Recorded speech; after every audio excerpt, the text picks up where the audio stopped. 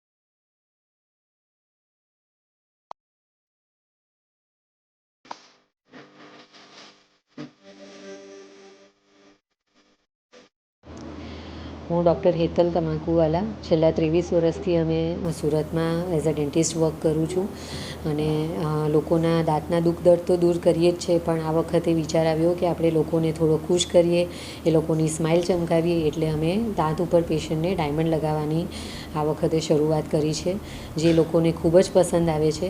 આપણે એક દાંત ઉપર 2 અથવા 3 ડાયમંડ પણ લગાવી શકીએ છીએ. આ ડાયમંડ અલગ અલગ શેડ્સમાં અવેલેબલ રહેતા હોય છે.